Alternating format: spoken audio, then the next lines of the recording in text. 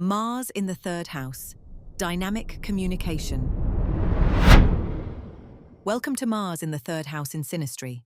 In this overlay, we explore what happens when one person's Mars falls into another person's third house, the house of communication, language, thought, the immediate environment, siblings, short journeys, and the daily exchange of ideas that forms the texture of ordinary mental life. This is an overlay that makes itself known primarily through words, not through the body, as the first house does, nor through the slow accumulation of material friction that characterizes the second, but through the quality and temperature of conversation, through how these two people speak to each other, challenge each other, and whether the mental energy generated between them feels like stimulation or like combat.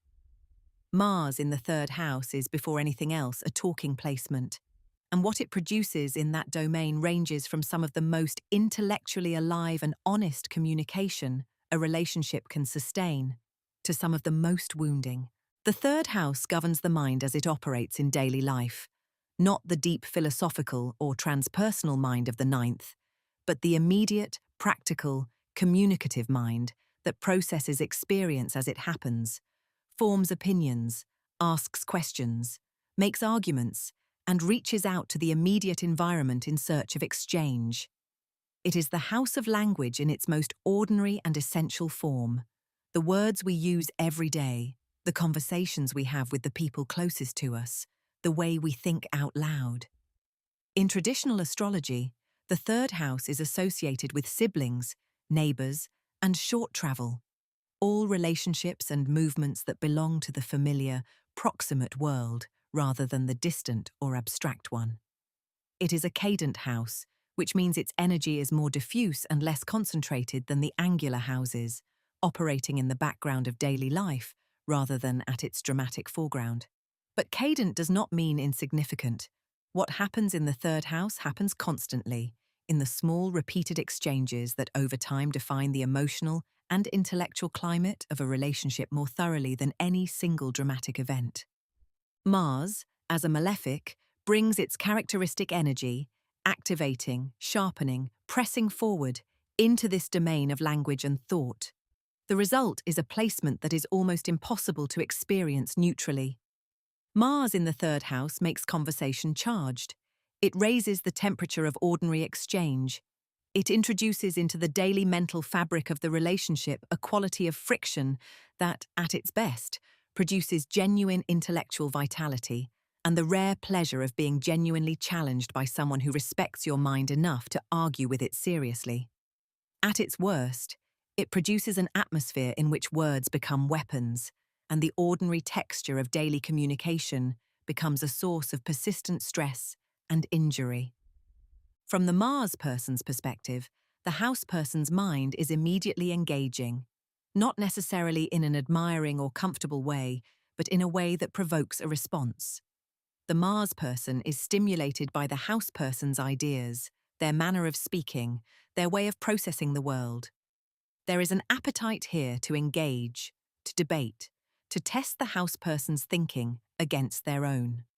The Mars person may find the house person's intellectual presence genuinely exciting, a mind that pushes back, that holds its own, that does not simply agree. Or they may find the house person's communication style frustrating in ways they cannot easily articulate and respond to that frustration by pushing harder, speaking more forcefully, or turning conversation into a terrain of contest rather than exchange. The Mars person in this overlay often speaks with a directness that the house person experiences as bracing, sometimes refreshingly honest, sometimes uncomfortably blunt. Mars does not naturally soften its delivery. It says what it means, and it says it with force. In the third house, this means that the Mars person's contributions to conversation tend to be pointed, assertive, and frequently challenging to whatever the house person has just said. This is not always unwelcome, but it is rarely entirely comfortable either. From the house person's perspective, the Mars person's energy arrives in the domain of thought and speech, the most immediate and constant layer of daily relational experience. This can be genuinely vitalizing. The Mars person may wake up the house person's mind, pushing them to think more rigorously, argue more confidently, and articulate their ideas with greater precision and force than they might manage on their own. There is a quality of intellectual activation in this overlay that can feel like a genuine gift, the experience of having a conversation partner who takes your ideas seriously enough to challenge them, who does not let you be lazy or vague, who demands that you actually say what you mean. The house person may also discover, however, that the Mars person's presence in their third house introduces a low-level but persistent quality of tension into the ordinary rhythm of daily communication. The house person may find themselves bracing slightly before speaking, anticipating challenge, preparing for debate, monitoring their words for vulnerabilities the Mars person might press. Conversation that ought to be easy and restorative becomes effortful. The house person may begin to feel that they are never quite allowed to simply think out loud, to be uncertain, to change their mind without that change being treated as a concession rather than a natural movement of thought.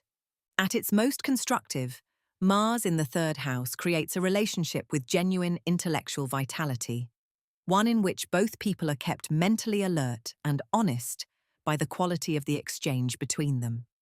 The Mars person challenges the house person to think more rigorously and speak more directly. The house person gives the Mars person's sharp mental energy a worthy and substantive interlocutor, someone whose ideas are interesting enough to make the argument worth having. There is real pleasure possible here in the friction of two minds that take each other seriously, that do not allow each other to become intellectually complacent, that produce between them a quality of conversation that neither would generate with someone less demanding. This overlay also supports a relationship in which both people are genuinely honest with each other, perhaps more honest than is comfortable, but honest nonetheless. Mars does not traffic in diplomatic evasion. What it thinks, it tends to say. In the third house, this can produce a communication dynamic in which difficult things are actually spoken rather than suppressed, in which neither person is allowed to maintain comfortable fictions about what is happening between them for very long. That honesty, when it is rooted in genuine care, is one of the more valuable things a relationship can contain. The shadow dimension of this overlay is where Mars's malefic nature becomes most practically consequential, because the third house is the domain of daily life. Whatever goes wrong here goes wrong repeatedly, in the small, ordinary moments that accumulate into the lived texture of a relationship. Mars in the third house, when it operates without sufficient self-awareness or care, turns conversation into combat.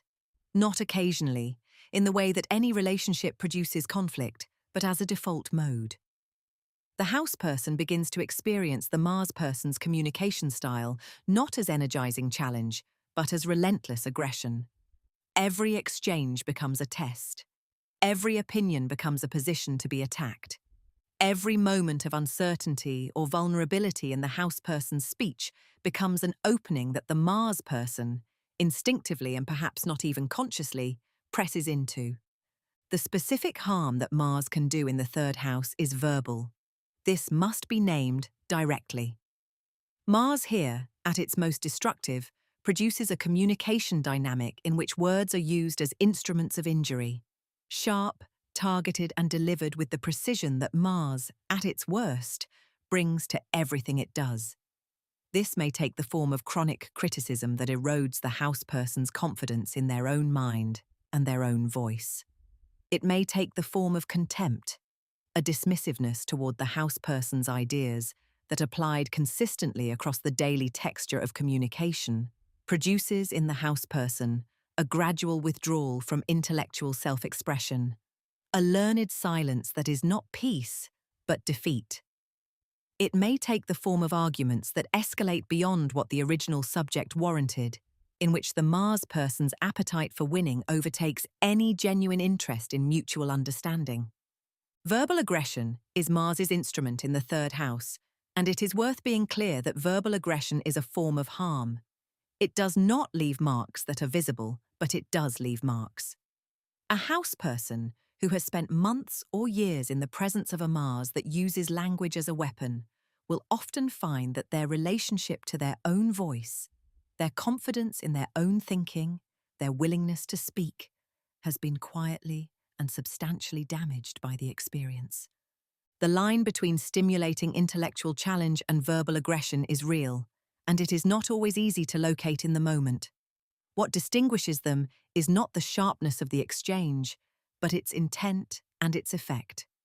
Whether the Mars person's forceful communication is in service of genuine understanding and mutual growth, or whether it is in service of the Mars person's need to dominate, to be right, to reduce the house person to a less threatening intellectual presence. At its highest expression, Mars in the third house creates a relationship of rare intellectual honesty and genuine mental aliveness, one in which both people are challenged to think more clearly, speak more directly, and engage with each other's minds with a seriousness and energy that produces something genuinely valuable in the space between them. The Mars person brings edge, bluntness, and a refusal to accept comfortable vagueness. The house person gives the Mars person's mental energy a worthy direction, a mind that holds its own, that makes the argument worth having, that does not simply yield. When balanced, Mars in the third house creates intellectual vitality, honest communication, sharp and engaged conversation, and a relationship in which both people are kept mentally honest and alive by the quality of what passes between them. When imbalanced, it produces chronic conflict, verbal aggression, the gradual erosion of the house person's intellectual confidence, and, at its most destructive, a communication dynamic in which language becomes less a means of genuine exchange than an instrument of persistent harm. What this overlay ultimately rests on is a question of what the Mars person believes conversation is for. If it is for genuine exchange, for the pleasure of two minds meeting honestly, even roughly, then what is possible here is considerable. If it is for dominance, for the satisfaction of being the sharper voice in the room, then the third house will become, over time, not a place of mental aliveness, but a theatre of attrition. And the house person's voice, which was always the most interesting thing in it, will be the first casualty. Thank you for listening. This was Mars in the third house. Next, we explore Mars in the fourth house in Synastry overlays.